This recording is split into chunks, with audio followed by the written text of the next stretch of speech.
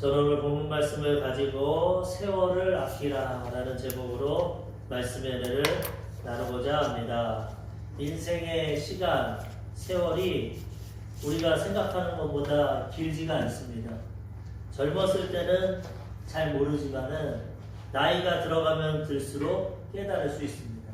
저도 개인적인 경험을 통해 보면은 어렸을 때는 참 시간이 안 간 것 같습니다. 빨리 어른이 되고 싶고 빨리 대학에도 가고 싶고 직장에도 가고 싶고 그런 생각이 많이 있었는데 시간이 참 안 갔다고 생각됩니다. 그 중에서도 가장 시간이 제 인생에 안 갔던 시간이 군대입니다. 저 때는 2년 2개월 했는데 그전 선배들은 막 3년도 하고 뭐 2년 6개월 됐는데 2년 2개월 어떻게 보면 짧은 시간인데 그 시간이 왜 그렇게 길었는지 모르겠어요. 이등병 때 구두를 닦으면서 저 산에 있는 마을을 보면서 내가 언제 여기서 제대해서 저 도시로 나갈 수 있을까? 내가 언제 여기서 해방될 수 있을까? 왜 그렇게 시간이 안 가나? 논산훈련소에서 첫날 됐는데 그 원사, 나이 많으신 원사분이 말하는 게 너희는 이제 앞으로 1년 1개월 동안에는 높은 산을 올라가야 된다. 죽기 살기 부모 곁을 떠나서 산을 올라가야 되고 그 다음에 1년 1개월 동안 내려온다. 그러면 제대한다. 그 얘기를 듣는데 얼마나 멀게 느껴지는지. 야, 오늘 하루 지났는데 1년 1개월 동안 산을 올라갔다 또 내려와서 2년 2개월이 되면 이거 제대하는데 언제 올까? 진짜 시간 안 가죠. 맨날 부대 안에만 있고 아침에 일찍 일어나고 여러 가지 일들을 하는데 야, 이렇게 시간이 안 갈 수 있나? 그렇게 생각했습니다. 근데 인생은 모르는 것이 제대하고 나니까 시간이 왜 이렇게 빨리 가나? 제대하고 나니까 그 다음부터는 뭐 잠깐 있는데 1년이 쑥쑥 지나가고 시간이 빨리 가고 얼마나 시간이 빨리 가는지 모릅니다. 그래서 또 제대하고 나서 다시 주의종의 사명을 받고 신학교를 가서 4년 동안 신학교 생활이 금방 지나가고 또 개척교회 갔다가 또 대형교회 갔다가 지금 또 개척을 하게 됐는데 지나온 시간이 얼마나 빨리 갔는지 모릅니다. 제대하고 나서부터는 눈 깜짝할 시간. 큰 교회에서도 만 9년이 있었는데 그때도 언제 있었는지 모르고 지금 개척을 했는데도 벌써 6년 많이 지났어요. 내년 5월이면 또 7년. 얼마나 시간이 빨리 가는지 모르고 그리고 항상 저는 막내로 태어나서 어리다 그러고 귀염만 받고 친척들이나 이랬는데 어느새 제가 이제 50이 다 돼요. 야, 진짜 세월이 빠르구나. 벌써 우리 부모님들은 80이 다 되고 야, 이거 인생 진짜 젊었을 때는 인생 되게 안 가다. 노인분들이 이렇게 세월이 빠르냐, 뭐가 빨라, 되게 안 가는데. 그랬는데 이렇게 빨리 간다는 거죠, 시간이. 지나고 나면 눈 깜짝할 새 지나간다. 그래서 이 세상 말에 이런 거 있지 않습니까? 30대는 30km로 가고, 40대는 40km, 50대는 50km. 점점 빨리 가네, 점점 시간이. 그러고 나면 죽음 앞에 있는 거예요. 그래도 우리는 예수 믿고 구원받아서 죽음을 통해 새하늘과 새 땅에 들어가니까 소망이 있지만, 우리 아까 안수입사님 기도했지만 지금 코로나로 해서 많은 연세 드신 분이 죽음의 문턱에 있는데 그분들이 준비를 하지 못하고 영원히 구원받지 못해서 영원한 심판과 지옥의 길로 간다면 어떡하겠습니까? 얼마나 안타깝습니까?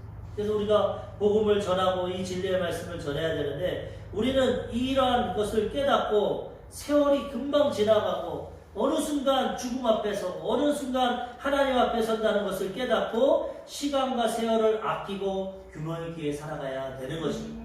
마냥 우리에게 젊음이 있는 게 아닙니다. 마냥 시간이 있는 것이 아닙니다. 천년 만년 이 땅에 사는 게 아닙니다. 모르는 세상 사람들은 노세 젊어서 노는 늙어지면 못 노는 그냥 오래 갈 줄 알고 젊음이 있을 줄 알고 실컷 놀다가 어느덧 노년이 오고 죽음이 앞에 오면 아무것도 준비하지 못하고 그렇게 된 어떤 하나님 앞에서 버림받은 인생이 될지도 모릅니다. 그러므로 우리가 젊었을 때 지금 시간이 남아있을 때 깨닫고 시간이 한정된 것이 무한한 것이 아니구나. 이 시간을 하나님 뜻 가운데 잘 쓰고 사용해서 지혜로운 인생을 살다가 주님 앞에 서야겠다. 이것을 깨달아야 된다는 것입니다. 오늘도 사도 바울이 그래서 세월을 아끼라.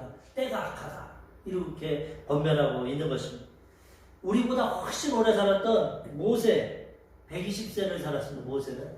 근데도 모세가 시편 말씀을 통해서 이렇게 인생을 고백합니다. 시편 90편 9절에서 12절까지 보면은 우리의 모든 날이 주의 분노 중에 지나가며 우리의 평생이 순식간에 다하였나이다. 하나님의 120년의 삶을 주고 보통 사람은 80년, 90년 살아가는데 모세가 보니까 하나님 분노 중에 지나가는 죄 짓고 우상 숭배하고 하나님을 멀리하고 세상을 짝하고 하나님 오랜 시간에 기회를 주셨지만 분노간에 평생이 순식간에 지나간다는 것입니다. 우리의 연수가 70이요 강건하면 80이라도 그 연수의 자랑은 수고와 슬픔뿐이요 신속히 가니 우리가 날아가나이다.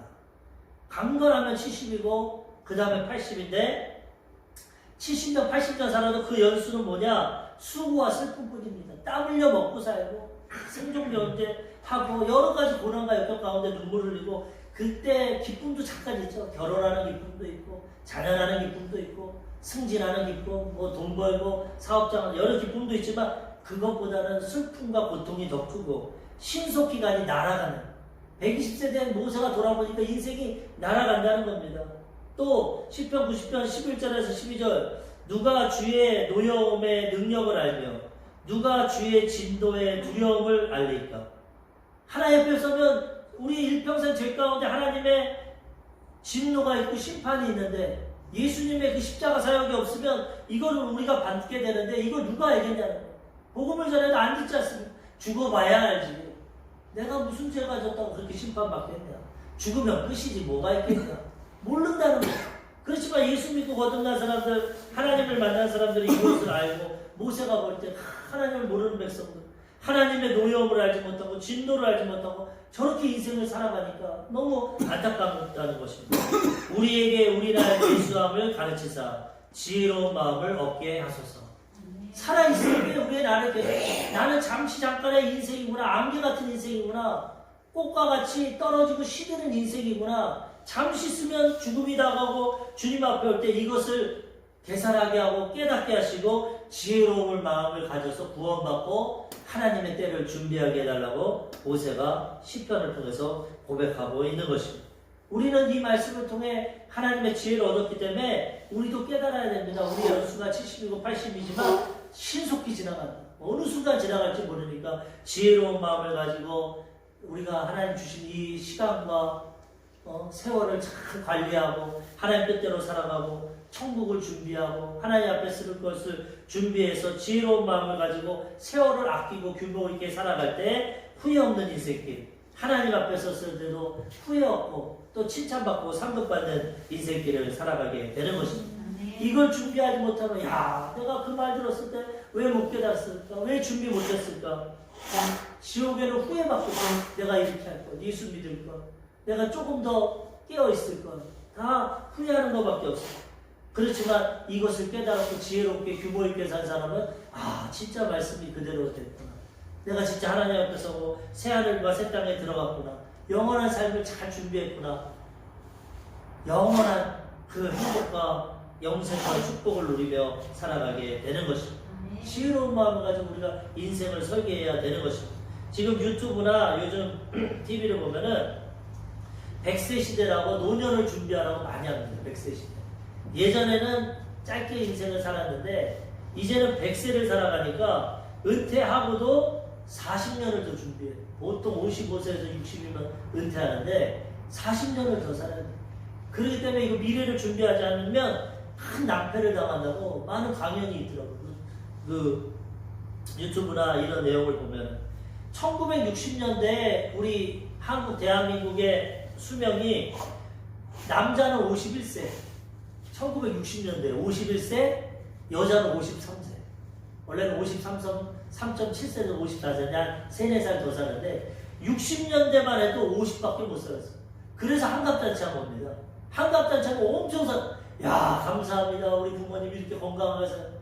근데 지금은 보통 80세를 살아갑니다. 2020년대 보니까 남자는 평균 80세 여자는 86세 더 늘어났어. 60세 50세 살던 분들이 80세를 산다고 해요. 이제 앞으로는 요즘에 태어나는 사람들은 100세 넘게 살아요. 과학과 문명과 모든 것이 발달했어요. 그렇기 때문에 사람들이 60세 은퇴하고 가만히 있다가는 큰일 난다는 겁니다. 또 이제는 자식을 의지할 수 없어. 예전에는 자식을 많이 낳기 때문에 60세까지 살아가면 자식들이 부모를 부양하는데 이제는 자식도 1명, 2명 나서 자기들 살아가기도 힘들어요. 미래를 준비 안 하면 노년에 아주 가난하고 헐벗고 고통의 인생을 3, 40년을 살아가야 된다. 그래서 지혜롭게 지금부터 준비를 하고 자식에게 너무 투자하지 말고 자식이 성장하면은 혼자 잘 성장할 수 있게 도와주고 자기들의 미래를 준비하는 것이 지혜롭다고 그런 강연들을 많이 하고 있어요. 세상에서도 100세 사는데 이걸 준비하는데 오늘 120세 산 모세는 뭐냐고 하냐?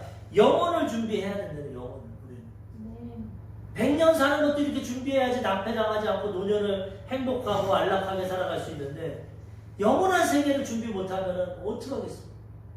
이 땅의 것도 준비 잘 해야죠. 하지만 우리는 이 땅에서 삶이 끝이 아니라 영원한 세계가 있다고 성경은 말씀하고 있고 우리가 믿고 살아가기 때문에 이 땅도 지혜롭게 준비하면서 천국도 준비해야 되는 것입니다. 천국을 준비하고 지혜롭게 살아갈 때 영원히 우리는 기쁘고 평안하고 칭찬받고 상급받으며 살아가게 되는 것입니다.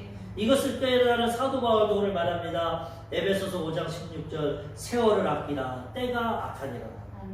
왜 세월을 아껴야 되냐? 아까도 얘기했지만은 지금까지 계속 얘기했지만은 개인의 인생이 길지 않기 때문에 세월을 아껴야 되고 그 다음 또 왜 아껴야 되냐? 때가 악하다. 개인적인 종말도 있지만은 이 세상의 종말도 있다는 거죠.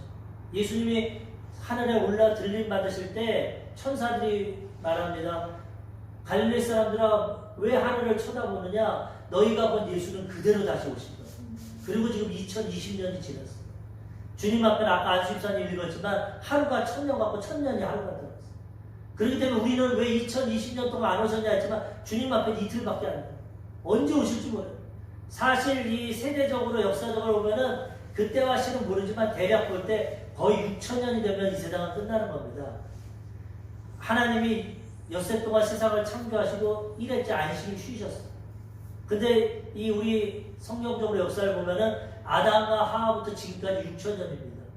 아브라함까지 2000년, 아브라함에서 예수님 2000년, 예수님에서 우리 6000년. 이제는 천년왕국 들어보면 7000년 완성이 되는 거예요. 그거에 딱 맞출 수는 없겠지만.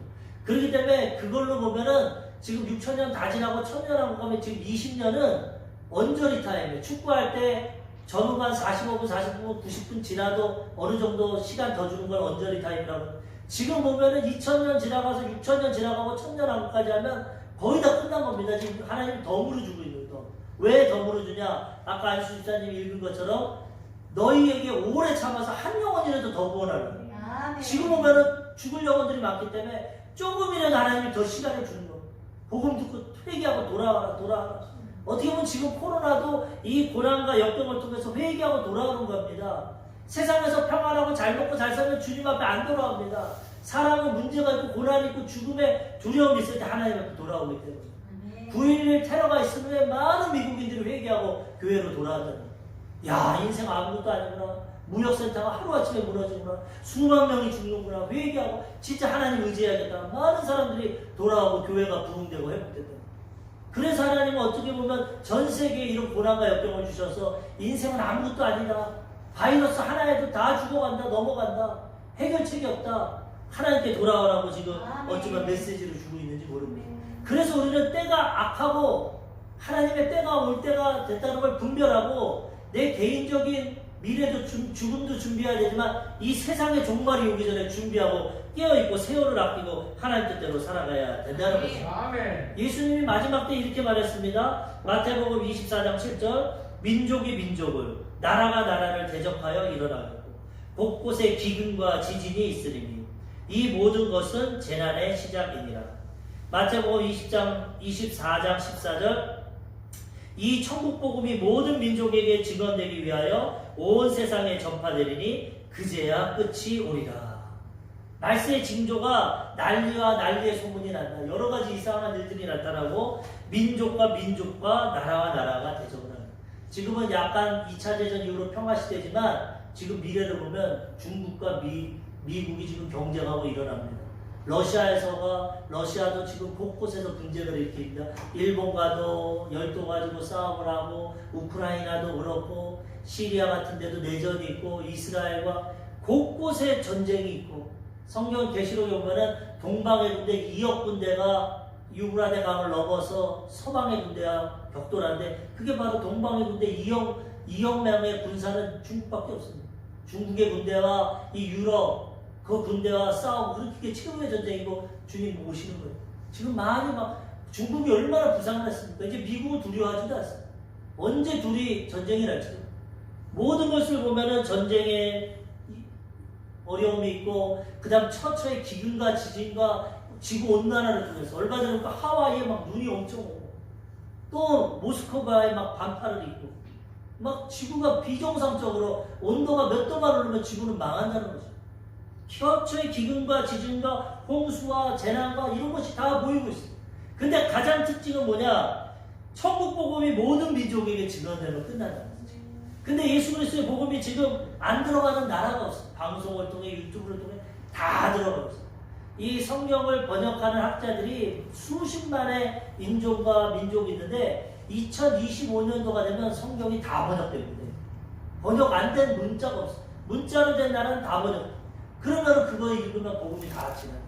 지금 역사적으로 봐도 서방에서 미국, 한국, 중국에도 지금 뭐 1억에서 2억의 지하 기독교인들이 있고 아시아에서도 인도에서도 엄청난 부흥이 나고 지금 제일 안 들어가는 데가 중동 지역이랑 북한.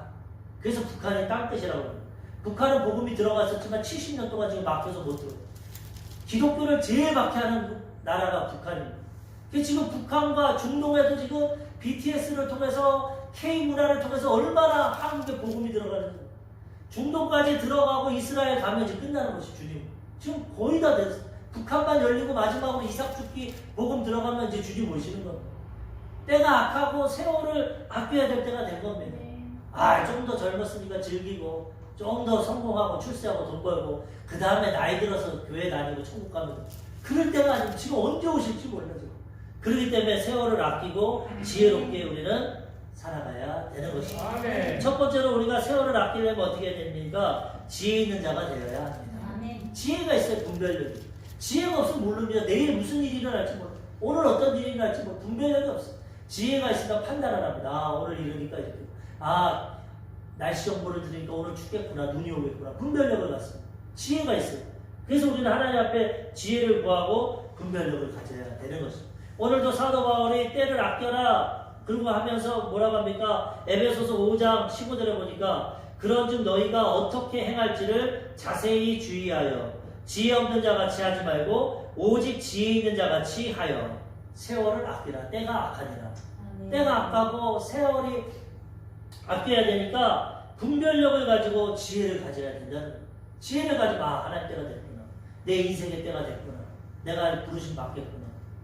우리 호주 이모님이 얼마 전에 돌아가셨지만 그분도 하나님의 말씀과 성령을 아니까 자기 때를 알지 않습니까? 폐암이 걸려서 있는데도 이제 내가 돌아가겠구나. 다 전화해서 인사하고 가족들, 친척들에게도 천국에서 만나자. 다 인사하고 그렇게 가지 않습니다. 지혜가 있으면 분별력을 가지고 자기의 그 죽음도 준비할 수 있다는 것입니다. 그래서 우리는 지혜를 가지고 분별력을 가지고 세월을 아끼고 때를 분별하며 살아가야 되는 것입니다. 그럼 이런 지혜를 어떻게 얻을 수 있습니까?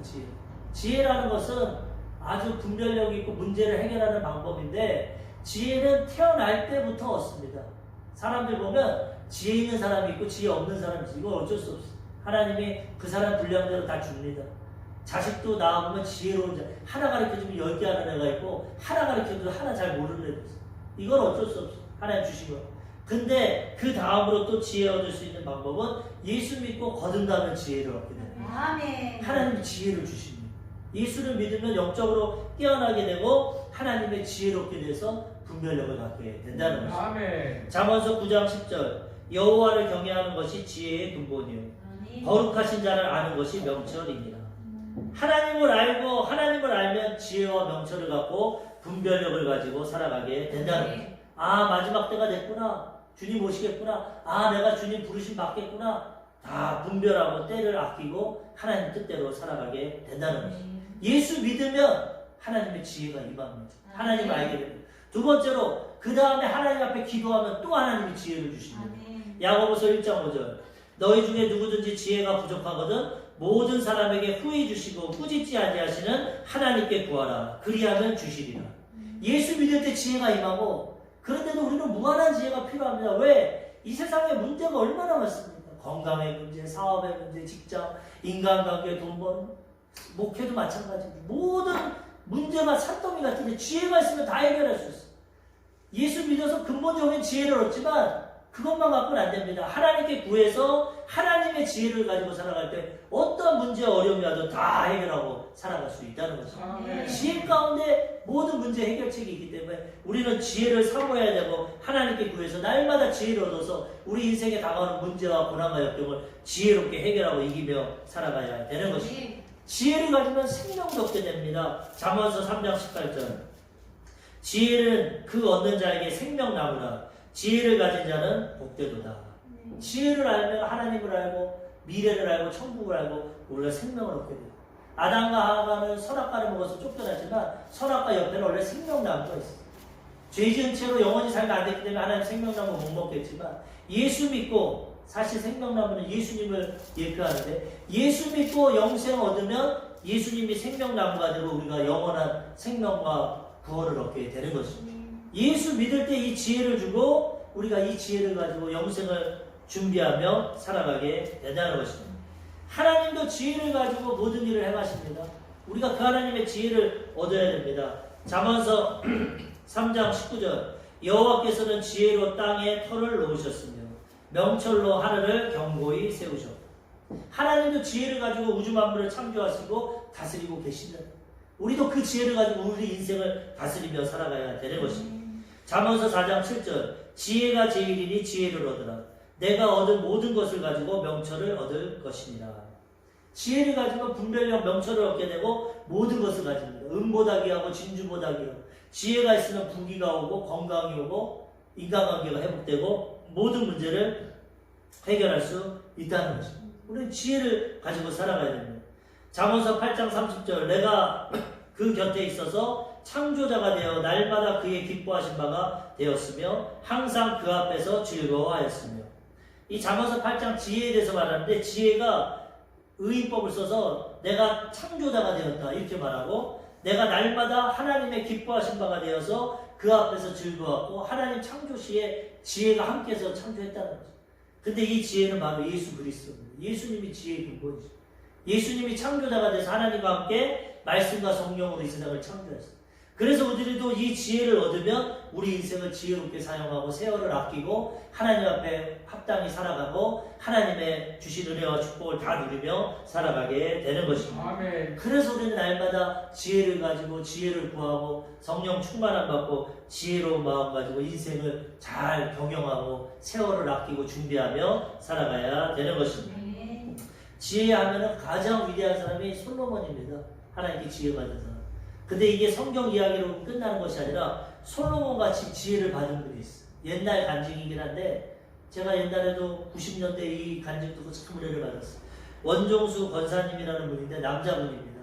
이분은 1951년도에 태어났어요. 예전 분이죠. 51년도에 태어났는데 이분이 하나님의 지혜를 가지고 어떻게 되냐면 1975년 2월에 서울대학교를 졸업했는데 의과대학을 수석으로 졸업하고 그 다음에 전국 의사고시를 1등으로 합격합니다. 가진 것도 없고 집안도 배경도 없고 아버지 일찍 돌아가신 홀어머니의 누님들 계시는데 의사 수석으로 입학하니까 막 자가용들이 와가지고 학교를 태워주시고 자기 사위를 받는 지혜가 있고 똑똑하니까. 근데 이분이 처음부터 그런 지혜가 있는 것이 아니에요. 처음부터. 이분이 고등학교 2학년 때만 해도 그분의 성적표가 나오는데 간증 책도 있고 유튜브에 보면 간증도 있고 책도 있고 한데 이분이 고등학교 2학년 때는 대전고등학교인데 480명 중에 410등 했어요. 480명. 공부를 그렇게 못했다는 거예요. 왜 못했냐? 이분이 어렸을 때부터 어머니가 홀어머니 아버지 일찍 돌아가시고 4살 때가 돌아가시고 키우니까 줄 것도 없고 아무것도 없어서 새벽 예배를 시키고 날마다 기도만 했어요. 저녁에 가정 예배를. 그래가지고 거기에는 몸에 배웠습니다. 엄마랑 4시 반에 새벽 예배하고 날마다 저녁에 예배드리고 막 그러고 있는데 하루는 저녁 때 한 전도사님이 교회 전도사님이 신방을 왔는데 이 집에 오니까 너무나 가난하고 힘든 거예요. 왜요? 어머니랑 누님들이 세 분이가 있고 자기가 혼자 막내가 있는데 너무 가난하고 힘드니까 종수야 너 예수 잘 믿고 복 받아야 된다. 그리고 너 예수 잘 믿어야 천국 간다. 그래서 나 새벽 예배도 나가고 열심히 하나님 섬기는데 어떻게 하면 천국 갑니까? 감리교 전도사님인데 그때는 좀 극단적으로 너 방언 받아야 천국 간다. 성령 받고 우리 옛날에서 우리 순복음도 그랬어. 근데 그렇진 않습니다. 믿음으로 구원받는 겁니다. 마음으로 믿고 입으로 시인하고 구원은. 방언을 은사로 주시는 거지 방언 못 받았다고 구원 못 받는 건 아니에요. 예전에 그렇게 가르칠 때도 있어요. 그 어린 마음에 그때가 16살 중학생이었는데 너 방언 받아야 천국 간다. 그럼 저를 위해 기도해 주세요. 막 기도받고 하는데도 방언이 못 받아. 그 다음부터 막 부흥회를 쫓아다니고 방언 받으려고 막 노력하다가 어느 날 방언을 받았어. 그랬더니 세상이 달라 보이고 막 너무나 기쁨이 충만하고 그래서 그때부터 더 교회 생활 열심히 합니다. 새벽 예배 다니고 매일 철야하고 그리고 고등학교 가서 밴드부 음악하려고 밴드부에 들어가고 그러니까 공부는 안 해요. 기도를 많이 하고 신앙생활을 잘하고 성령 받았는데 공부는 안 해요. 그러니 성적이 480명 중에 410등. 고등학교 2학년이 되니까 담임 선생님 불러. 야, 너 홀어머니 사시고 있으면서 성적이 이렇게 하면 어떡하냐. 너 공부 좀 해라. 미래를 준비 좀 해라. 깨달았어. 신앙도 좋지만은 내가 공부도 해야겠구나. 미래를 준비해야겠구나. 직장에도 들어가야 되겠구나. 그렇게 해가지고 그때부터 이제 공부를 시작하려고 합니다. 그런데 또 어떤 일이 있었냐면 하루는 새벽 예배 드리고 어머니랑 오는데 대정령 옆에 노숙자 할아버지가 있어요. 근데 어머니가 이 할아버지 모시고 가자. 집도 단칸방인데 어떻게 가면 그 어머니 명령은 항상 순종해서 이 할아버지를 모시고 갔어 노숙자. 그랬더니 어머니가 솥에다가 물을 끓인 다음에 네가 모욕시켜드려라. 얼마나 때가 오래 있으면 이게 가죽이 붙어가지고 나뭇가지로 떨어뜨리고 물을 불켜가지고 어머니 말이니까 다 모욕을 시켰대. 옷이 없는데 어떻게 너에게 있는 그 내복 하나 그리고 네 옷 선물 받은 거 할아버지 입혀드려요. 어머니 저도 저거 입어야 돼. 어쩔 수 없이 그 입혀드리고 그 다음에 먹을 거 준비하러 나가서 쓰레기를 주워다가 쓰레기국을 끓이고 어쨌든 그 할아버지를 지극정성 먹이고 입히고 그 다음 그 겨울을 나게 했어요. 그렇게 하고 그 겨울이 지난 다음에 할아버지를 다른 양로원으로 모시게 했어요. 정말 불만스럽고 어렵고 힘들었는데 그런데 그 말씀에 순종했어요. 그러고 나서 이제 새벽 예배를 갔는데 하나님이 거기서 부릅니다. 종수야 종수야 두 번을 내가 너 뭐 해주기 원하냐. 솔로몬의 꿈에 나타난 거 똑같이. 그래가지고 깜짝 놀라서 진짜 하나님이 계시는구나. 그래서 처음에는 돈 달라고 했어. 하도 가난하니까. 하나님 돈 하는데 갑자기 머릿속에 생각나는 게 어렸을 때 주일학교 선생님이 솔로몬이 뭘 구할 때 뭘 구했냐. 지혜를 구했잖아요. 지혜를. 그래가지고 돈 하나다가 하나님 저는 지혜를 주세요. 솔로몬과 같이. 지혜를. 그리고 또 얘기해. 그런데 돈도 좀 주세요. 너무 가난하고 힘들어요. 하나님이 그 믿음을 보고 기다리신 겁니다. 순종하고 전도하고 그 어머니가 엄청난 믿음을 하고 하나님 때가 되니까 이제 지혜를. 그래서 알았다. 내가 솔로몬의 지혜를 주는. 그리고 그날 학교를 가는데 학교 가면서부터 어떤 일이 생기냐면 그 새벽 예배 때 로마서 16장을 2번을 읽었는데 학교에 간판을 봐도 그렇고 상가에 간판을 봐도 모든 것이 로마서 16장이 다 보이는 거예요. 1장부터 끝장까지.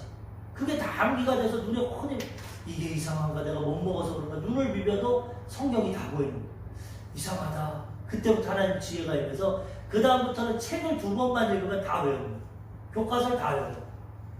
410등 하던 사람이 그 체험을 하고 나서 전교 5등이 됐어.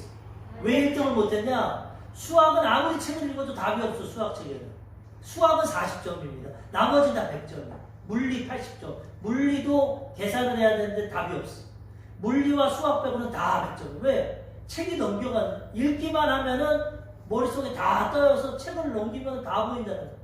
그런 기적을 체험하고 지혜를 가져가지고 전교 5등이 됐고 고등학교 3학년 때 졸업할 때는 전교 1등으로 졸업하고 아까 얘기했지만 서울대학 의예과 수석으로 입학하고 입학은 수석으로 못했습니다.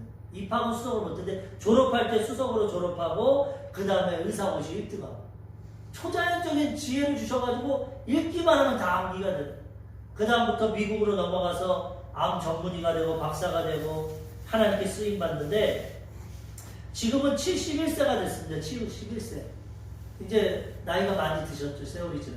근데도 이분이 지혜를 얻고 분별력이 있으니까 지금 암 전문의로서 간증도 하고 지금 목회 공부도 합니다. 어머니가 목사가 되는 게 서원을 했기 때문에 목회 공부도 하고 이제 얼마 있으면 목사 할수도 받는데 그런 가운데도 선교를 다닙니다. 하나님 기뻐하시는.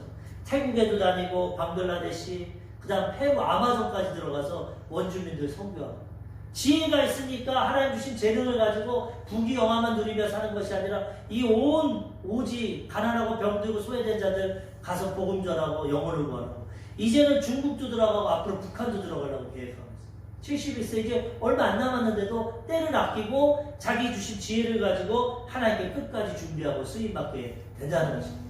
우리도 하나님의 지혜를 갖게 되면 우리 직장과 사업장에서도 이렇게 하나님께 쓰임받게 되고 때를 잘 분별하게 되고 지혜롭게 하나님 앞에 살아가게 된다는 것입니다. 두 번째로 때를 아끼기 위해서는 성령의 충만함을 받아야 합니다. 왜? 성령이 지혜의 영이십니다. 지혜를 받아야 되고 성령 충만함 받으면 하나님의 지혜를 갖고 분별력을 갖게 되는 것입니다. 오늘 본문 말씀 에베소서 5장 17절에 보니까 그러므로 어리석은 자가 되지 말고 오직 주의 뜻이 무엇인가 이해하라. 5장 18절 술 취하지 마라. 이는 방탕한 것이니 오직 성령으로 충만함을 받으라. 세월을 아끼고 지혜를 얻기 위해서는 어리석은 자가 되지 말고 하나님의 뜻을 이해해야 됩니다. 하나님의 뜻이 뭐합니까? 술 취하지 말라. 이는 방탕한 것이다. 성령의 충만함을 받아라. 그렇게 말합니다. 술 취하는 것은 일시적으로 도움이 됩니다. 세상이 너무 괴롭고 힘드니까 술을 먹으면 기쁨도 옵니다. 현실을 잊어버릴 수도 있어요. 그래서 세상 사람들이 술 먹는 겁니다. 예전에 신학교 다닐 때 정말 술 많이 먹던 분이 오셨어요. 근데 물어봤어요. 아니 그 술이 쓰고 별로 안 좋은데 그거 왜 그렇게 드셨어요? 이게 술을 먹는다고 맛이 들이면 그렇게 술이 쓴 것 같지만 시원하고 또 술 취한 기분이 너무나 좋고 술의 즐거움을 잊을 수가 없대요. 그래서 술을 먹는 거예요. 그러니까 술에 대한 것도 반드시 기쁨이 있어요. 세상 사람들이 제가 목사하고 술 안 먹는다 그러면 무슨 재미로 사냐고 그 술 취하지 않고 그 즐거움을 저는 모릅니다. 그런데 그분들 알기 때문에 그럽니다. 그런데 하나님은 우리에게도 세수를 주셨어요. 세수는 뭐냐? 성령의 충만함을 받는 거예요. 술 취함과 성령 충만함이 비슷해요. 성령으로 충만하면 기쁨이 충만합니다. 슬픔과 고통이 사라집니다. 기쁨이 넘칩니다. 그렇기 때문에 하나님은 너희가 세월을 아끼되 술 취해서 허송세월 보내지 말고 세상적으로 살지 말고 성령의 충만함을 받으라고 말하고 있는 것입니다. 술 취하게 되면 이성이 마비되고 어리석어지고 방탕합니다. 제멋대로 생각합니다. 근데 성령의 충만함을 받으면 지혜를 얻게 되고 우리 이성 가운데 하나님의 지혜가 임하고 하나님의 뜻대로 살게 되고 하나님의 때를 분별하고 하나님이 기뻐하시는 삶을 살아가게 된다는 것입니다. 그래서 우리는 술 취하지 말고 성령 충만하며 살아가야 되는 것입니다. 잠언서 20장 1절 포도주는 거만하게 하는 것이요 독주는 떠들게 하는 것이다. 이에 미혹되는 자마다 지혜가 없느니라. 포도주나 독주를 가까이 하는 사람은 지혜가 없다는 겁니다. 또한 술 취함에 안 좋은 것들이 있습니다. 잠언서 23장 29절에서 32절까지 재앙이 네게 있느뇨 근심이 네게 있느뇨 분쟁이 네게 있느뇨 원망이 네게 있느뇨 까닭 없는 상처가 네게 있느뇨 붉은 눈이 네게 있느뇨 술에 잠긴 자에게 있고 혼합한 술을 구하러 다니는 자에게 있느니라. 이 모든 것이 술 취할 때 기쁨도 있지만 더 어리석게 행동하고 음주운전도 할 수 있게 되고 주치폭력도 하게 되고 성폭력도 행할 수 있고 분쟁도 일어나고 모든 또 안 좋은 면이 이렇게 많다는 겁니다. 잠시 기쁨과 즐거움이 있지만 해가 더 많습니다. 그래서 술 취하지 말고 성령 충만하면 세상의 문제와 어려움을 극복하고 이기며 살아가게 된다는 것입니다.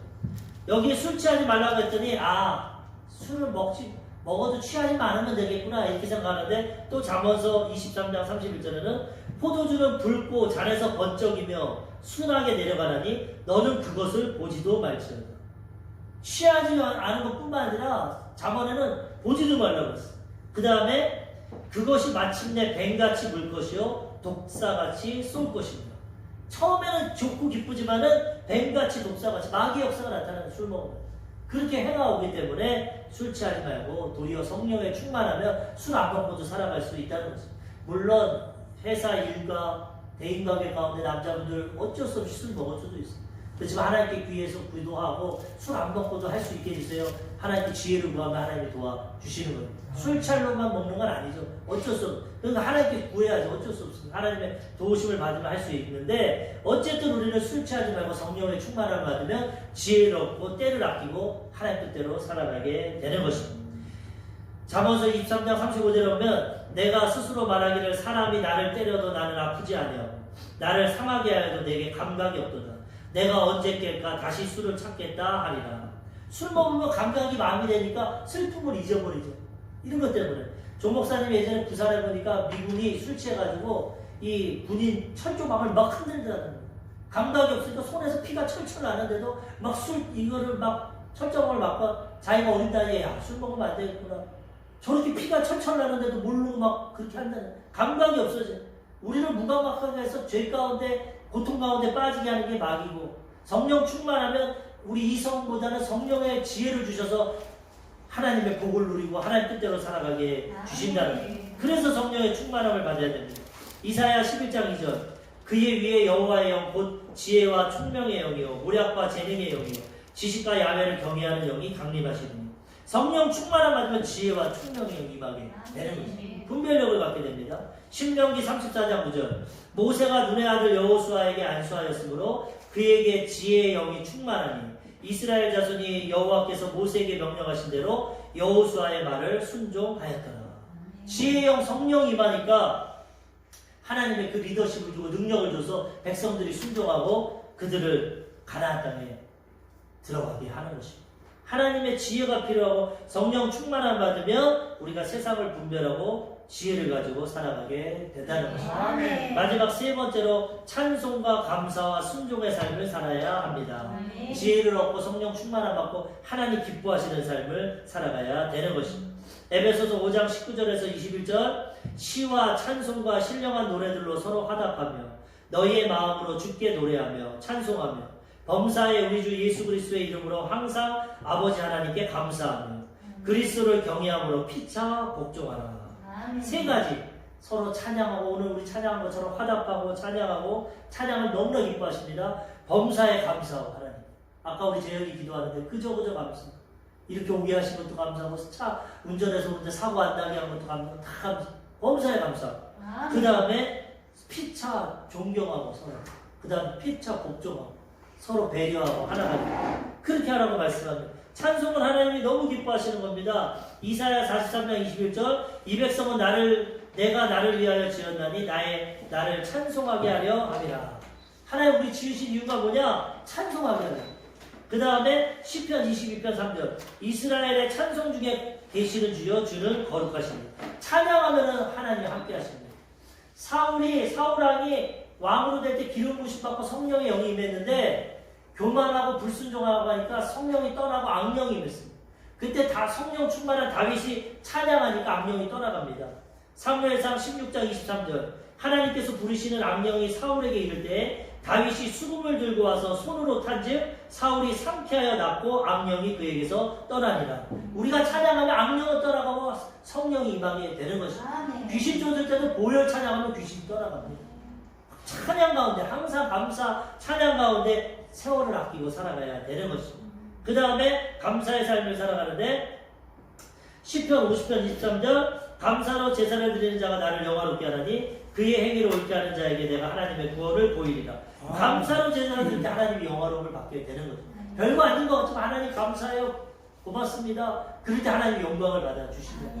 그 다음에 데살로니가전서 5장 18절 범사에 감사라. 이것이 그리스도 예수 안에서 너희를 향하신 하나님의 뜻이니라. 범사 모든 일에 감사할 때 그것이 뜻이 되고 그 감사 가운데 하나님이 은혜를 베풀어 주신다는 거예요. 찬양하고 감사하고 마지막에 복종하는 것이 피차 복종하는 건 예수 믿는 사람들끼리 서로 순종하고 복종하는 복종한다는 건 좀 강하게 얘기했지만은 순종하라는 건 서로 배려하고 하나가 되라는 거죠. 자기 주장만 하지 말고 또 주의 종에게도 순종하고 주의 종도 성도들의 말을 경청하고 그러면 조화를 이루고 아름다운 모습이 된다는 것입니다. 히브리서 13장 17절 너희를 인도하는 자들에게 순종하고 복종하라. 그들은 너희 영혼을 위하여 경성하기를 자신들이 청산할 자인 것 같이 하느니라. 그들로 하여금 즐거움으로 이것을 하게 하고 근심으로 하게 하지 말라. 그렇지 않으면 너희에게 유익이 없느니라. 너희를 인도하는 주의 종들에게 순종하는데 왜 순종하냐? 그들은 너희의 영혼을 위해서 경성하고 청사한다. 영혼 잘 되기 위해서 막 깨어서 기도하고 그 다음에 하나님 앞에 설 때 책임을 져야 됩니다. 주의 종으로서 잘못 가르치면 심판을 받기 때문에. 그렇기 때문에 이 영혼들을 위해서 경성하고 나중에 하나님 앞에 정산받을 청산할 것을 깨닫고 그렇게 해서 가르치기 때문에 그들을 순종하게 되면은 그것이 복이 되게 됩니다. 막 그들을 근심하게 하고 억지로 하게 되면은 유익이 없다는 거. 유익이 있기 때문에 그렇게 해야 되고 또 반대로 주의 종도 성도들의 말을 잘 듣고 그들과 함께 조화를 이루어야 된다는 것입니다. 고린도전서 16장 16절 이 같은 사람들과 또 함께 일하며 수고하는 모든 사람에게 순종하라. 같이 주의 일하고 함께하는 사람에게 순종하라는 것입니다. 한 가지 시간이 없어서 예를 든다면 제가 깨달은 것이 제가 주의 종으로서 목회를 하고 뭐를 하지만은 그래도 또 성도들의 말을 경청하는데 제가 요번에 경청해서 축복이 뭐냐 지금 이 오픈기 때문에 제가 축복을 받았어요. 생각해보면 작년에 우리 안수 집사님이 오픈기가 필요하다고 사람을 해서 샀는데 5년 될 때까지 제가 안 샀습니다. 그냥 저거 틀면 좀 추워도 견딜만 하더라고. 젊어서 그러는지 별 필요를 못 느꼈는데 안수 집사님 작년에 저게 꺼질 수도 있고 추우니까 오픈기 좀 삽시다. 가격도 별로 비싸지도 않고 전기세도 많이. 그래서 안수 집사님 말이니까 샀는데 요즘 새벽 예배 때 저거 틀어놓으면 얼마나 따뜻한지 몰라요. 새벽이 엄청 추운데 그 말 듣고 순종하니까 내가 유익이 되지 않습니까? 목사가 아는데 뭐 안수 집사가 이래나 저래나 그러면은 교만하고 유익이 없어. 아 그렇습니까? 성도가 필요합니까? 사니까 이렇게 하고 또 이 성찬기도 마찬가지입니다. 저는 온전히 하길 원해서 코로나 다 지나고 같이 먹는 게 낫지 뭐 이걸 나눠주냐 집에 가서 먹게 하냐. 근데 우리 집사람이 그래도 여의도처럼 저거 사는 게 낫지 않을까요? 그래서 내가 지금 집사람 의견만 그러니까 더 지켜보자. 성도들이 얘기하면 하자. 그리고 제가 기다려보자 했는데 좀 있으니까 전도사님 어머님이 또 얘기하죠. 우리도 성찬합시다. 아 여러 사람 의견하면 합시다. 사. 그래서 오늘 처음으로 이제 나눠드릴 거고 집에 가서 드릴 건데 이렇게 하니까 얼마나 좋습니까? 성찬하고 또 하나님 앞에 다 이렇게 서로 듣고 서로 피차에 존중하고 순종하면 유익이 되게 된다는 것입니다. 요번에 이 국민의 힘도 보니까 이 대선을 하는데 당대표가 삐져가지고 그냥 나가버렸어. 대통령 후보가 어떻게 할 수가 없어. 근데 어저께인가 화합을 했습니다. 나이도 어린데 가서 악수를 하고 존경한다고 하고 화합을 하니까 이제 모든 것이 돼서 대선을 이기기로 나가지 않습니다. 네. 서로 그냥 교만하고 서로 불평하고 화합이 안 되면 아무것도 이룰 수가 없어. 세상 일도 화합을 해야 이루는 것처럼 하나님 앞에 우리가 찬양하고 감사하고 서로 순종하면 좋은 열매들이 맺어지게 되는 것입니다. 그러면 우리는 지혜롭게 살아가고 때를 아끼게 되고 하나님 앞에 합당한 삶을 살아가게 되는 것입니다. 우리 사랑하는 성도님들이 오늘 말씀처럼 이 지혜를 얻고 성령 충만함 받고 서로 화합하고 순종하고 아름다운 열매를 맺고 때를 아끼고 하나님 앞에 설 때 칭찬받고 상급받는 귀한 주의 백성들 되시기를 주님의 이름으로